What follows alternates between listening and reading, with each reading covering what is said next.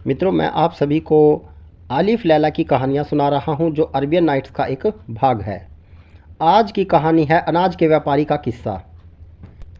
अनाज का व्यापारी बोला कि कल मैं एक धनी व्यक्ति की पुत्री के विवाह में गया था। नगर में बहुत से प्रतिष्ठित व्यक्ति उसमें शामिल थे। शादी की रस्में पूरी होने पर दावत हुई और नाना प्रकार के व्यंजन परोसे गए। मैं एक मसालेदार स्वादिष्ट लहसुन का व्यंजन रखा था। उन्हें उठा उठाकर हर आदमी रुचिपूर्वक खा रहा था, किंतु एक आदमी उसे नहीं खाता था। पूछने पर उसने बताया कि मैंने एक बार लहसुन के कारण ऐसा घोर कष्ट उठाया कि अभी तक नहीं भूला। सब लोगों की उत्कंठा और बढ़ी और सब उस व्यंजन को खाने के लिए उस पर जोर डालने लगे। गृह स्वामी ने कहा कि यदि आप इसे नहीं खाएंगे तो मैं समझूंगा कि मेरे अन्न का आपने निरादर किया है। उस पर बहुत जोर डाला तो उसने कहा, मैं इसे चख तो लेता हूँ, किंतु इसके बाद मैं 40 बार फला घास की राख से और 100 बार साबुन से हाथ धोऊंगा। मैंने यह सौगंध खाई है और इसी प्रकार से लहसुन खा सकता हूँ। मैं अपनी प्रतिज्ञा को भंग नहीं कर सकता। गिरी स्वामी ने ढेर सारी विशेष राख, साबुन और गर्म पानी का प्रबंध कर दिया। उस आदमी ने एक बार फिर इनकार किया, किंतु सबने जोर देने पर एक बार डरते डरते एक दाना मुंह में रख लिया। हम लोगों को उसकी हिचक से भी आश्चर्य हुआ और इस बात से भी कि उसने केवल 4 उंगलियों से खाया, अंगूठे का प्रयोग नहीं किया। अब हम लोगों को याद आया कि वह पहले भी जब भोजन कर रहा था तो अंगूठे का प्रयोग नहीं कर रहा था। गृह स्वामी ने कहा, आप अजीब तरह से खा रहे हैं। खाने में अंगूठे का प्रयोग क्यों नहीं करते? इससे आपको आसानी होगी। उस आदमी ने हाथ फैलाकर दिखाया तो उसमें अंगूठा था ही नहीं। गृह स्वामी तथा अन्य अतिथियों ने पूछा कि आपके अंगूठे का क्या हुआ? तो वह बोला, मुझ पर एक बार ऐसी मुसीबत पड़ी जिससे कहना मुश्किल है। उस विपत्ति के कारण मेरे दोनों हाथों और दोनों पैरों के अंगूठे काट लिए गए। लोगों ने उससे यह वृतांत सुनाने को कहा। उसने 140 बार हाथ धोए और फिर अपनी कहानी शुरू की। उसने कहा कि दोस्तों, मेरा पिता बगदाद का रहने वाला था और खलीफा हारून रशीद के ज़माने में था। मैं भी उसी समय पैदा हुआ। मेरा पिता यद्यपि धनवान और बड़े व्यापारियों में गिना जाता था, तथापि वह बहुत ही विलासी और व्यसनी था। इसलिए व्यापार की ठीक तरह देखभाल नहीं कर पाता था और उसमें काफ़ी गड़बड़ होती थी। जब वह मरा तो मुझे मालूम हुआ कि न जाने कितने लोगों से उसने ऋण ले रखा था। मुझे कठिनाई तो बहुत हुई, किंतु मैंने परिश्रम से व्यापार बढ़ाया और धीरे धीरे सारे ऋणदाताओं का रुपया वापस कर दिया। अब मैं इत्मीनान से अपने कपड़े की दुकान पर बैठकर व्यापार किया करता था। एक दिन मैं दुकान पर बैठा कि एक सुंदरी जो खच्चर पर सवार थी और जिसके आगे एक नौकर और पीछे 2 नौकरानियां चल रही थी, मेरी दुकान के पास आई। उसके नौकर ने उसे हाथ पकड़कर खच्चर से उतारा और कहा, मालकिन, आप बेकार ही इतने सवेरे बाजार में आ गई। अभी तो कोई दुकान ही नहीं खुली है। आप कहाँ तक प्रतीक्षा करेंगी? उसने कहा, तुम ठीक कहते हो, केवल एक ही दुकान खुली है, चलो उसी में चलें। अतः वह मेरी दुकान पर आकर बैठ गई। उसने देखा कि मेरे और नौकर के अलावा कोई नहीं है, तो साफ़ हवा लेने के लिए नकाब थोड़ा सा उठाया। मैंने ऐसा रूप कभी नहीं देखा था। मैं ठगा सा टकटकी लगाकर उसे बराबर देखता रहा। उसने मेरी उत्कंठा देखकर पूरा नकाब उल्ट दिया और मैं भी जी भरकर उसके सौंदर्य का सस्वादन करने लगा। कुछ ही देर में अन्य व्यापारी और ग्राहक आ गए और बाजार में भीड़ बढ़ गई। तो उसने नकाब फिर चेहरे पर डाल लिया।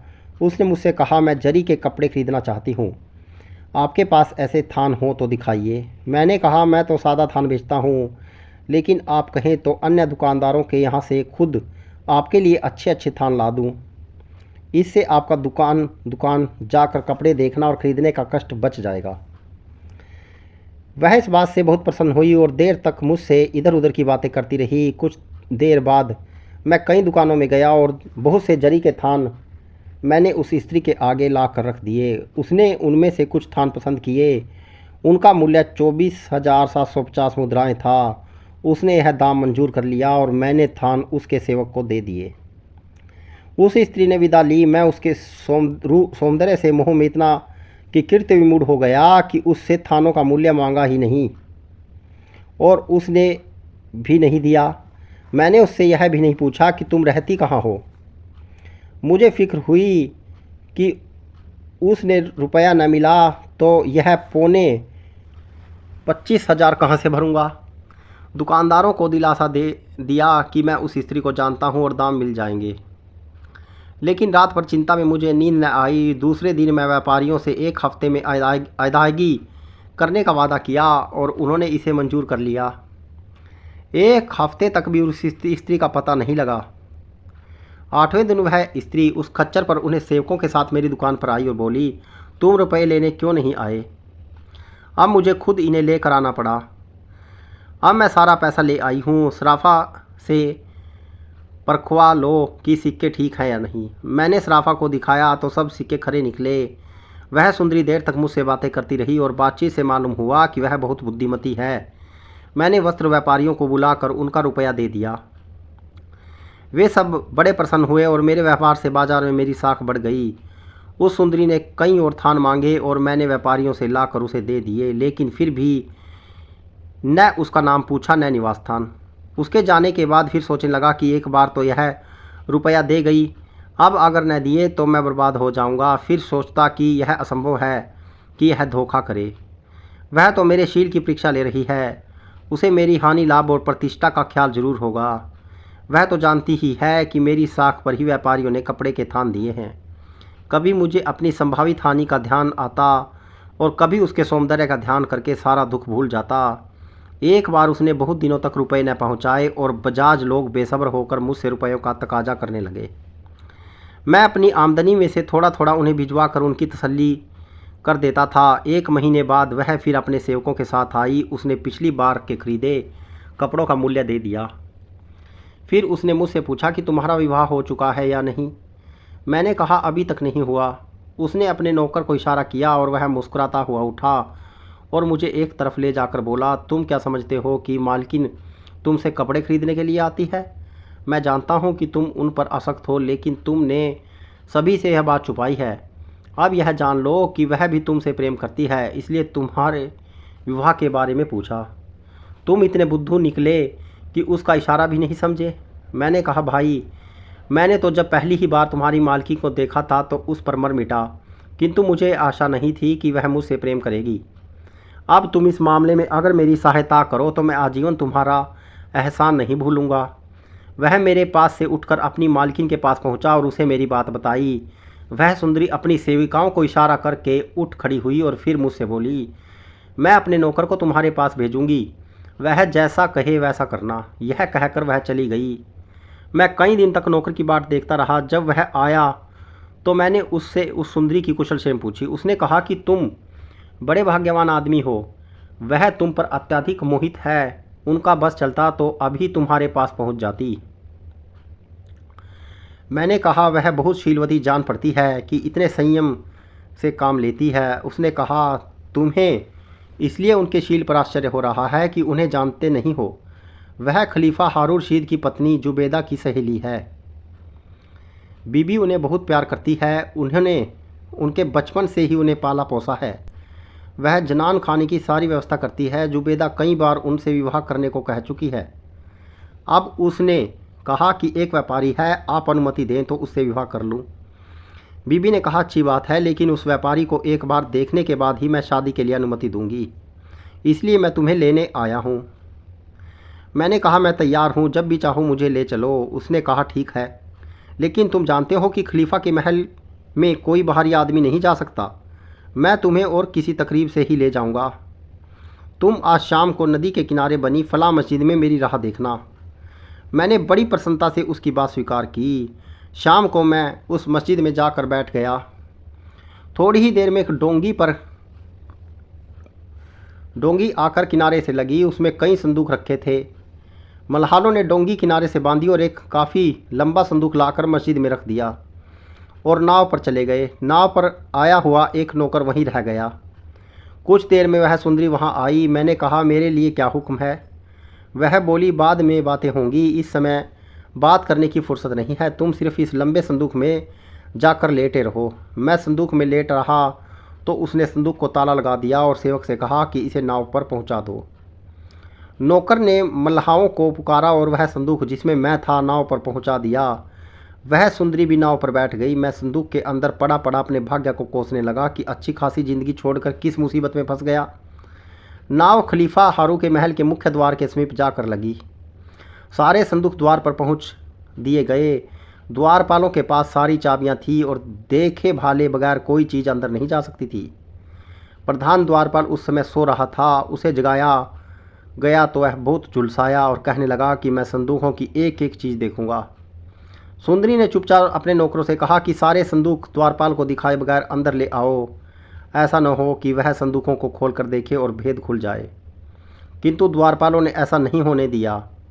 वे सारे संदूक प्रधान द्वारपाल के पास ले गए। सबसे पहले वही संदूक रखा जिसमें मैं था। सुंदरी की प्रधान द्वारपाल से बहस होने लगी।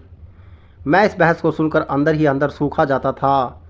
यह तो स्पष्ट ही था कि अगर मुझे संदूक में पाया गया तो खलीफा मुझे अवश्य मृत्युदंड देंगे। लेकिन मेरी प्रेमिका ने प्रधान द्वारपाल को संदूक नहीं खोलने दिया। वह बोली, तुम अच्छी तरह जानते हो कि जुबेदा की आज्ञा के बगैर कोई चीज़ अंदर नहीं ले जाती। इस संदूक में बड़े व्यापारियों से खरीदा हुआ बहुत सा कीमती और नाजुक सामान रखा है। तुम उसे निकालोगे तो वे चीज़ें टूट फूट जाएंगी। इसके अतिरिक्त एक पतले कांच के घड़े में मक्के से लाया हुआ जमजम का पवित्र जल है। वह कांच का घड़ा अगर टूट गया तो अन्य वस्तुएं नष्ट हो जाएंगी, तो तुम्हें इसकी जवाबदेही करनी पड़ेगी और जुबेदा के हाथों तुम्हें कठोर दंड मिलेगा। प्रधान द्वारपाल इस बात से डर गया। वह चुप हो गया। सुंदरी ने गुलामों से सारे संदूक अंदर पहुंचाने को कहा और उन्होंने ऐसा ही किया। किंतु अंदर जाकर भी मेरी मुसीबत ख़त्म नहीं हुई। संदूकों के खुलने से पहले ही अचानक वहाँ खलीफा आ गया। उसने बहुत से संदूक देखकर पूछा कि इनमें क्या है, और न जाने उसे क्या सूझी कि हुक्म दिया कि सारे संदूकों का सामान मुझे दिखाया जाए। सुंदरी ने बड़े बहाने बनाए, लेकिन खलीफा टस से मस न हुआ। विवश उसने एक संदूक खोल कर दिखाना शुरू किया। मेरा संदूक इस आशा से आखिर तक डटा रहा। उसने अंतिम संदूक जिसमें मैं बंद था खोल कर दिखाने का आदेश दिया। मित्रों, आप लोग सोच रहे हैं कि उस समय भय से मेरी क्या दशा हुई होगी। अगर कोई मुझे काटता तो बदन से खून न निकलता, किंतु उस सुंदरी ने बड़ी समझदारी से काम लिया। उसने हाथ जोड़कर कहा, सरकार, इस संदूक के खुलवाने का आग्रह न करें। इसमें जुबेदा के काम की खास चीज़ें हैं। जुबेदा की अनुमति के बगैर मैं इसे नहीं खोल सकती। खलीफा ने हंसकर कहा, अच्छा फिर न खोल इसे। और यह कहकर वह चला गया। मेरी जान में जान आई। सुंदरी ने सेवकों से सारे संदूक अपने निवास कक्ष में पहुंचाए। जब सारे नौकर चले गए तो उसने मेरा संदूक खोला और मुझे एक जीना दिखाकर कहा कि ऊपर के कमरे में बैठो, मैं थोड़ी देर में आऊँगी। मैं ऊपर गया तो उसने जीने का ताला लगा दिया। ताला लगाए 2 क्षण भी नहीं हुए थे कि खलीफा फिर वहाँ आ गया और उसी संदूक पर बैठकर उस स्त्री से बहुत देर तक नगर के बारे में पूछताछ करने लगा। वह सुंदरी काफ़ी देर तक खलीफा से वार्तालाप करती रही। जब खलीफा अपने शयन कक्ष में चला गया तो वह ऊपर आई और बोली, तुम पर मेरे कान बड़े कष्ट पड़े, किंतु अब तुम आराम से रहो। सुबह तुम्हें जुबेदा के पास ले चलूँगी। फिर हम दोनों ने भोजन किया और वह चली गई। मैं बड़े आनंद से उस भव्य प्रसाद में सोया। मुझे बड़ी प्रसन्नता थी कि यद्यपि यहाँ तक पहुँचने में बड़ी कठिनाई और खतरे उठाए, किंतु अब तो किसी बात का खटका ही नहीं था। मुझे यह भी खुशी थी कि इतनी सुंदर बुद्धिमती स्त्री स्वयं मेरे प्रेम में ग्रस्त है। सुबह वह मेरे पास आई और मुझसे बोली कि चलो मैं तुम्हें जुबेदा के पास ले चलती हूँ। इसके साथ उसने मुझे खलीफा की पत्नी से बातचीत और व्यवहार करने के तौर तरीके भी बताए। उसने वे सभी संभव प्रश्न जो जुबेदा मुझसे पूछ सकती थी बताए और यह भी बताया कि उनका क्या उत्तर दूँ। उसने मुझे एक स्थान पर ले जाकर खड़ा कर दिया और कहा कि जुबेदा अपने शयनगार से निकलकर यहीं बैठती है। यह कहकर वह चली गई। वह कमरा इतना शानदार था कि मैं चकरा सा खड़ा रह गया और आंखें फाड़ फाड़ कर चारों ओर देखने लगा। सबसे पहले 20 दासियां आई। वे उस तख्त के सामने जो जुबेदा के बैठने के लिए बिछा था 2 पंक्तियों में खड़ी हो गई। फिर 20 अन्य दासियों के मध्य हंस जैसी चाल चलती हुई जुबेदा आई और तख्त पर बैठ गई। वह गहने और भारी पोशाक में इतनी लदी हुई थी कि मंद गति से ही चल सकती थी। वह उसी रतन जड़ी सिंहासन पर बैठ गई। सब दासियां अपने अपने उचित स्थान पर खड़ी हो गई और मेरी प्रेमिका जो जुबेदा की खास मुसाफिर थी बड़ी आन बान से जुबेदा के दाहिने ओर खड़ी हो गई। अब एक दासी ने मुझे इशारा किया कि झुक कर सलाम करो। मैंने तख्त के आगे जाकर अपने सिर को इतना झुकाया कि वह जुबेदा के पांव से लग गया। मैं बराबर इसी दशा में रहा और सिर तभी उठाया जब जुबेदा ने मुझसे उठने के लिए कहा। उसने मेरा नाम, पेशा, कुटुंब आदि आदि के बारे में प्रश्न किए जिनका मैंने यथोचित उत्तर दिया। जुबेदा मेरी शक्ल सूरत देखकर और मेरी बातें सुनकर प्रसन्न हुई। उसने कहा, मैं चाहती हूँ कि तुम्हारा विवाह अपनी मुँह बेली बेटी से करूँ। मैं विवाह की तैयारियों के लिए आदेश देती हूँ। 10 दिन बाद तुम्हारा विवाह हो जाएगा। 10 दिन तक तुम इसी तरह होशियारी से रहो। इस अवधि में मैं खलीफा से तुम्हारे विवाह के लिए अनुमति भी ले लूँगी। मैं जुबेदा से विदा लेकर अपने कमरे में चला गया। मेरी प्रेमिका कई बार मौका निकाल कर मेरे पास आती और बातचीत करके चली जाती। मैं बड़ी सुख सुविधाओं से वहाँ रहने लगा। जुबेदा ने इस अवधि में खलीफा से विवाह की अनुमति भी ले ली और शादी का समारोह के लिए बहुत सा धन दिया। रोज़ ही वहाँ गाना बजाना और तरह तरह के खेल तमाशे होने लगे। 10वें दिन हम दूल्हा दुल्हन ने नहा धोकर मूल्यवान वस्त्र पहने। शाम को दासियों ने हमें लोगों के सामने नाना प्रकार के व्यंजन खाने के लिए परोसे। एक रकाबी में वहीं लहसुन का व्यंजन था जो आप लोगों ने मुझे खिलाया है। मुझे यह बहुत अच्छा लगा और मैंने अन्य चीज़ों के बजाय उसे अधिक खाया। दुर्भाग्य से खाने के बाद मैंने अच्छी तरह से हाथ नहीं धोए, यूं ही रुमाल से हाथ पोंछ लिए। रात और बीती तो दासियों ने वहाँ बहुत से दिए और मोमबत्तियाँ जलाई और देर तक नाच और गाना बजाना होता रहा। जब रात काफ़ी ढल गई तो दासियों ने हम दोनों को शयनागार में पहुँचा दिया। मैंने अपनी पत्नी को जब अपनी गोद में खींचना चाहा तो वह बड़े क्रुद्ध स्वर में चीखने चिल्लाने लगी। सारी दासियां यह देखने के लिए दौड़ी आई कि क्या हो गया। मैं तो इतना घबराया गया कि उससे पूछ ही न सका कि क्या बात हो गई। दासियों ने पूछा कि मालकिन, ऐसी क्या बात हो गई कि आप इतनी नाराज़ हैं? हमसे कुछ भूल हो गई तो बताइए। मेरी पत्नी चीख कर बोली, इस अभागे को मेरे पास से तुरंत हटाओ। मैंने डरते डरते पूछा, सुंदरी, ऐसा क्या अपराध मुझसे हुआ कि आप मुझे अपने पास से ही हटा रही हैं? उसने कहा, तुम दुष्ट भी हो और असभ्य भी। तुमने लहसुन का पुलाव खाया और हाथ भी अच्छी तरह नहीं धोए। ऐसे गंदे आदमी से मुझे हार्दिक घृणा है। तुम्हारे हाथों की बदबू से अभी तक मेरा दिमाग फटा जा रहा है। यह कहकर उसने दासियों को आज्ञा दी कि मुझे ज़मीन पर गिराकर दबाए रहे। दासियों ने ऐसा ही किया। उस सुंदरी ने हाथ में चमड़े का चाबुक लेकर मुझे मारना शुरू किया और तब तक मारती रही जब तक खुद पसीने पसीने न हो गई। फिर उसने दासियों से कहा कि इसे दरोगा के पास ले जाओ ताकि वह इसका दाहिना हाथ जिससे इसने पुलाव खाया था काट डाले। मैं अपने मन में पश्चाताप करने लगा कि इतने छोटे से अपराध पर मेरा हाथ काट डाला जाएगा। इतनी मार मेरे लिए यथेष्ट नहीं समझी गई। वह बावर्ची जिसने उसे पकाया था और वह दासी जिसने मेरे सामने यह रकाबी रखी, ऐसा करने से पहले ही क्यों न मर गए। मेरी पत्नी की निष्ठुरता तो जैसी की तैसी रही, किंतु हर एक बांदी मेरी दशा से दुखी होने लगी। उन सभी ने मेरी पत्नी से कहा, मालकिन, अब गुस्सा थूक दो। इसके अपराध और मूर्खता में संदेह नहीं, किंतु यह बेचारा तुम्हारी प्रतिष्ठा और तुम्हारी सुरुचि को क्या जाने। इसे काफ़ी सज़ा मिल चुकी है, अब इसके अपराध क्षमा हो। वह बोली, हरगिज नहीं, इसे ऐसी सज़ा मिलनी चाहिए कि यह हमेशा याद रखे कि लहसुन खाने के बाद हाथ धोना जरूरी होता है। इसके पास कुछ ऐसी निशानी होनी चाहिए जिससे यह अपने अपराध को हमेशा याद रखे और फिर यह अपराध न करे। दासियों ने फिर एक स्वर में अनुनय की, विनय की, तो वह चुप हो रही और उस कमरे से उठकर चली गई। सारी दासियां भी उसके पीछे चली गई। मुझे उसी कमरे में बंद कर दिया। 10 दिन तक मैं वहीं बंद रहा। कोई दासी या नौकर चाकर मेरी पत्नी के क्रोध के डर से मेरे पास फटकता भी नहीं था। सिर्फ एक बुढ़िया दिन में 2 बार आकर खाने पीने के लिए मुझे कुछ दे जाती थी। एक दिन उससे मैं अपनी पत्नी का हाल पूछा। उसने कहा, वह तो बीमार पड़ी है। तुम्हारे हाथ की लहसुन की बदबू उससे बर्दाश्त नहीं हुई। तुमने लहसुन का पुलाव खाकर हाथ क्यों नहीं धोए? मैंने कहा, अब तो जो हो गया सो वह हो गया। मैं सोचने लगा कि इन स्त्रियों की नजाकत की भी हद होती है और क्रोध की भी। फिर भी आश्चर्य यह है कि मेरे मन में उसका प्रेम न गया और मैं उसकी एक झलक पाने के लिए तड़पने लगा। 10 दिन बाद बुढ़िया ने बताया, तुम्हारी पत्नी स्वस्थ हो गई है और नहाने के लिए हमाम को गई है। उसने कहा कि स्नान के बाद वह यहाँ आएगी। शायद आज न आ सके, लेकिन कल जरूर आएगी। दूसरे दिन वह मेरे पास आई, किंतु उसका क्रोध शांत न हुआ। वह बोली, मैं तुझे प्यार करने को नहीं, दंड देने को आई हूँ। यह कहकर उसने फिर दासियों को आज्ञा दी कि मुझे ज़मीन पर गिरा दे।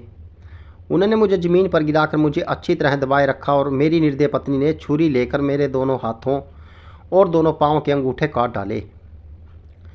एक दासी ने तुरंत ही किसी विशेष वृक्ष की पिसी हुई जड़ी मेरे घाव पर लगा दी, जिससे खून बहना बंद हो गया, किंतु पीड़ा के कारण मैं अचेत हो गया।